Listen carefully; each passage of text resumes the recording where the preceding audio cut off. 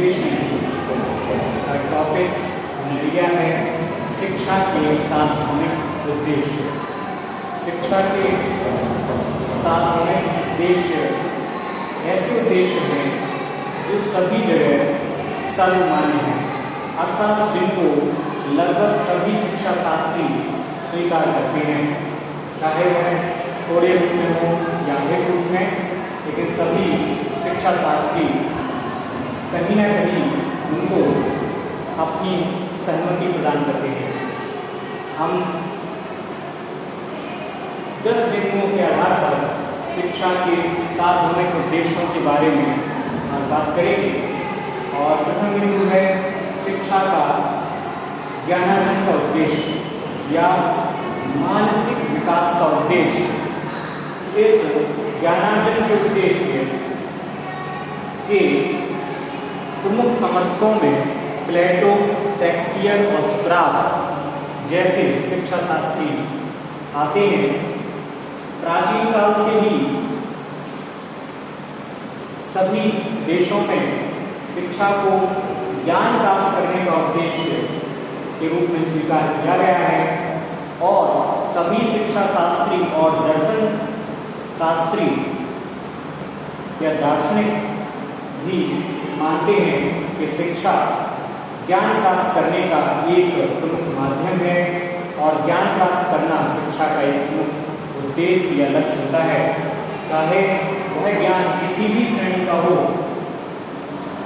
लेकिन शिक्षा का एक परम उद्देश्य व्यक्ति का ज्ञान प्राप्त करना है, क्योंकि ज्ञान प्राप्त करने से ही व्यक्ति का मानसिक विकास संभव होता है और वह अपने आसपास और दूरस्थ स्थानों की जानकारी प्राप्त करता है। द्वितीय बिंदु है शारीरिक विकास का उद्देश्य। शिक्षा के सार्वभौमिक उद्देश्यों में दूसरा प्रमुख उद्देश्य शारीरिक विकास का उद्देश्य माना जाता है और रूसो एवं डॉक्टर जॉनसन इसके प्रमुख समर्थक माने जाते हैं, जो कि यह मानते हैं कि एक व्यक्ति को शिक्षा के द्वारा शारीरिक रूप से अपना विकास सुनिश्चित करना चाहिए, क्योंकि इस पूरी दुनिया में, सारे संसार में कोई भी कार्य करना हो किसी भी व्यक्ति को, उसको वह कार्य अपने शरीर के माध्यम से ही करने पड़ते हैं और इसलिए अगर वह शारीरिक रूप से स्वस्थ होगा तभी अपने द्वारा किए जा रहे सारी क्रियाओं को ठीक प्रकार से पूर्ण कर पाएगा और अपने उद्देश्य में सफल होगा। नैतिक विकास का उद्देश्य शिक्षा के सार्वभौमिक उद्देश्यों में प्रमुख उद्देश्य माना जाता है और इसके समर्थक हर्बर्ट स्पेंसर को माना जाता है। सभी प्रकार की शिक्षाएं, चाहे वह किसी भी धर्म या संप्रदाय, क्षेत्र या भाषा, संस्कृति से संबंधित क्यों ना हो, उन सबका उद्देश्य व्यक्ति को नैतिक रूप से उच्च स्तर का पद प्राप्त करना है, ताकि व्यक्ति के अंदर नैतिकता और सद्गुणों का विकास हो। क्योंकि समस्त संसार में नैतिकता को प्राप्त करना ही मनुष्य का एक परम लक्ष्य माना गया है। समस्त प्रकार की शिक्षा का उद्देश्य और उसका लक्ष्य नैतिकता को माना गया है। एक ऐसा उद्देश्य है यह जिसका लगभग सभी प्रकार के दार्शनिक और शिक्षा शास्त्री समर्थन करते हैं, क्योंकि जब व्यक्ति नैतिक होता है तब ही वह समाज के लिए और पूरे विश्व के लिए कल्याणकारी बन पाता है। अन्यथा व्यक्ति स्वार्थी होकर दूसरों को शारीरिक, मानसिक, आर्थिक, नैतिक सभी प्रकार के कष्ट पहुंचाता है। एक पतित व्यक्ति हमेशा दूसरों के लिए कष्टकारी होता है। वह कभी दूसरे व्यक्ति को शारीरिक रूप से कष्ट देता है, कभी मानसिक रूप से कष्ट देता है, कभी आर्थिक रूप से हानि पहुंचाता है।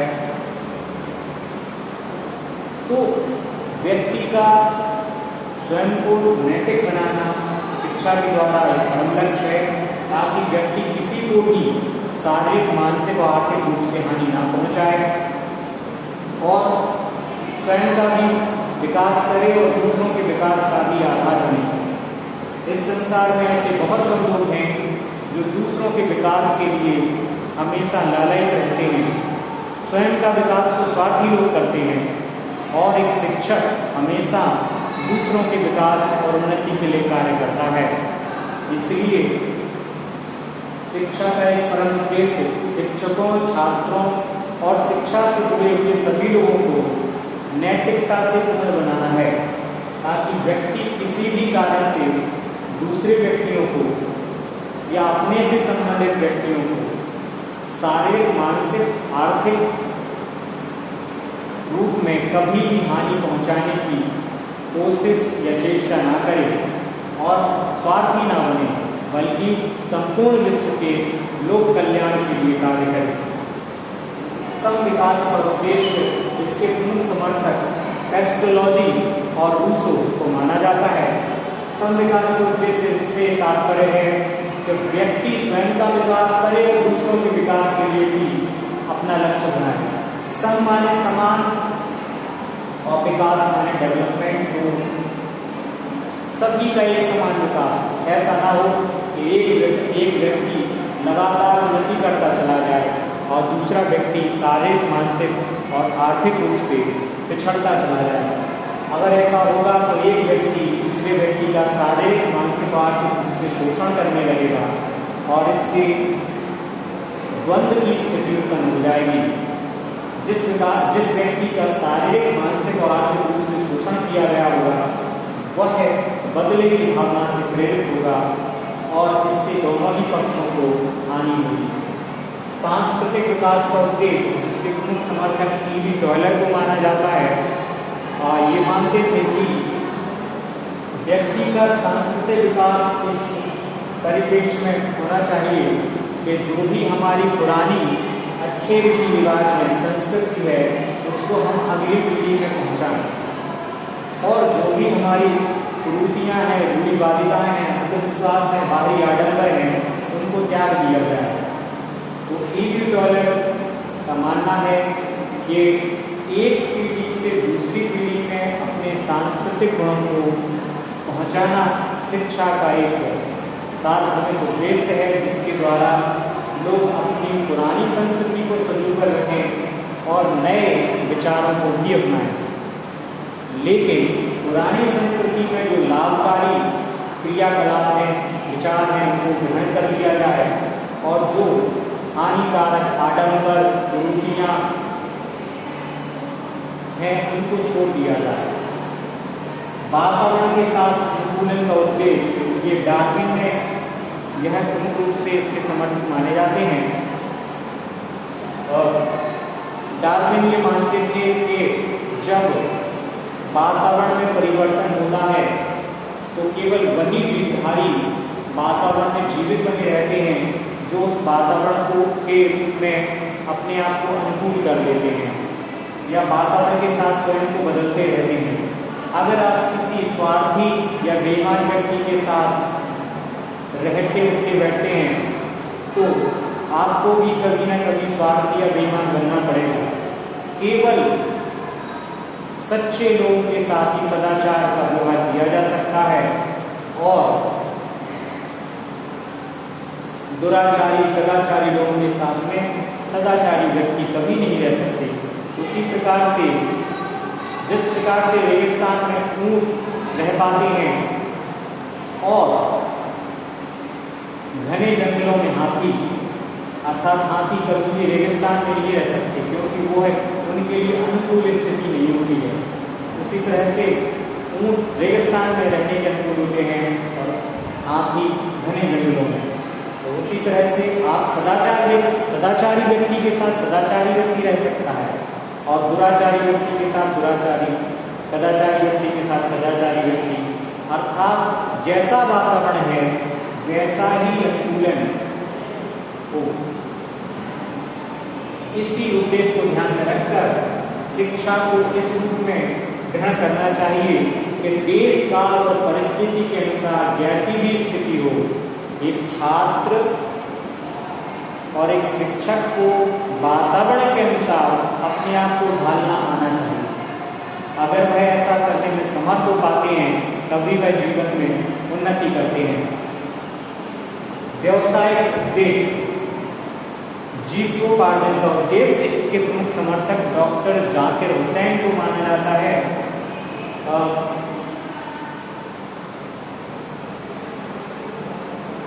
व्यवसायिक शिक्षा का उद्देश्य या व्यवसायिक उद्देश्य से तात्पर्य है कि शिक्षा का एक परम उद्देश्य व्यक्ति को आत्मनिर्भर बनाना है ताकि व्यक्ति स्वयं का पालन पोषण कर सके और दूसरों का भी पालन पोषण करने में समर्थ बन सके। अर्थात व्यक्ति स्वयं का कोई व्यवसाय करे और आत्मनिर्भर बने, यही व्यवसाय उद्देश्य है या जीविकोपार्जन का उद्देश्य है। पूर्ण जीवन का उद्देश्य, हर्बर्ट स्पेंसर इसके प्रमुख समर्थक माने जाते हैं। अर्थात हर्बर्ट मानते थे कि व्यक्ति को मनसा वाचा कर्मणा सदाचारी जीवन, नैतिक जीवन जीना चाहिए ताकि तभी व्यक्ति का जीवन पूर्ण जीवन कहलाएगा। आज का जो मनुष्य है वह स्वार्थी, कदाचारी, दुराचारी वृत्तियों में लिप्त हो गया है। हर्बर्ट स्पेंसर मानते थे कि व्यक्ति को शारीरिक रूप से, मानसिक रूप से, आर्थिक रूप से, नैतिक रूप से हमेशा सदाचार के साथ अपनी सभी इच्छाओं की पूर्ति करनी चाहिए। किसी भी समय मनसा वाचा कर्मणा किसी को भी शारीरिक, मानसिक, आर्थिक, नैतिक रूप से कष्ट नहीं पहुंचाया जाना चाहिए और स्वयं को हमेशा नैतिकता का पाठ पढ़ाते हुए अपने जीवन में आगे बढ़ना चाहिए। नागरिकता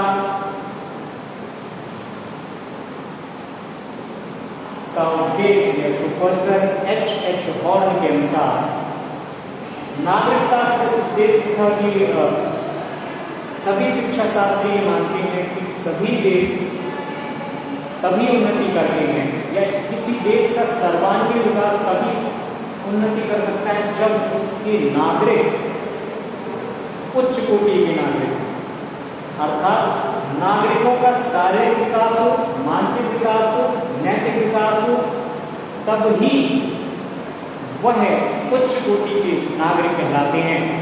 और इसी के साथ नागरिक अपना आर्थिक विकास भी करें तो ही वह सच्चे नागरिक कहलाते हैं। लेकिन इसके साथ ही साथ व्यक्ति को इन सारी चीजों को छोड़कर जब भी देश विपत्ति काल में हो तो तन मन धन से अपने देश की सेवा के लिए, राष्ट्र की सेवा के लिए तत्पर रहना चाहिए। वास्तविक रूप से ऐसे नागरिक ही राष्ट्र के नागरिक कहलाने के हकदार होते हैं जो विपत्ति काल में और शांति काल में भी तन मन धन से राष्ट्र की सेवा के लिए तत्पर रहते हैं।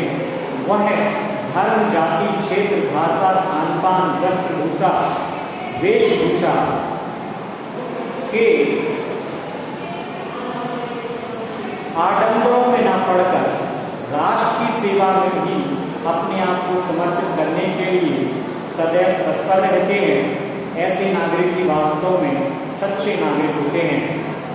Professor H.H. हॉर्न का कथन था कि वे ही नागरिक वास्तविक रूप से सच्चे नागरिक हैं और यह शिक्षा का एक परम उद्देश्य है। अंतिम बिंदु है अवकाश के सदुपयोग का उद्देश्य। शिक्षा का एक सार्वभौमिक उद्देश्य यह भी है कि व्यक्ति अपने खाली समय का उपयोग खेल, मनोरंजन के क्रियाकलापों के साथ ही साथ ऐसे रूप में करे ताकि वह उन खेलों या मनोरंजन में प्रवीणता प्राप्त करे और स्वयं का मनोरंजन तो करेगी, क्रियाकलाप करेगी, लेकिन उस खेल और मनोरंजन में प्रवीणता प्राप्त करके राष्ट्र की सेवा भी करें। आज हम देखते हैं कि बहुत सारे खिलाड़ी खेलों में उच्च स्तर का प्रदर्शन कर रहे हैं और स्वयं को आर्थिक लाभ भी प्राप्त कर रहे हैं और राष्ट्र के लिए मेडल भी जीत रहे हैं। एक पंथ दो काज की स्थिति बन गई है, इसलिए अब खेल और मनोरंजन कोई साधारण खेलने वाली चीज नहीं रह गई है, बल्कि यह अपने आप को सर्वश्रेष्ठ प्रदर्शन करने के लिए भी प्रोत्साहित करने का एक माध्यम बन चुके हैं। इस प्रकार से हम देखते हैं कि शिक्षा के 7वें उद्देश्य में 10 बिंदुओं के आगे हमने चर्चा की। हमें विश्वास है कि आपने इसे उचित रूप में ग्रहण किया होगा। धन्यवाद।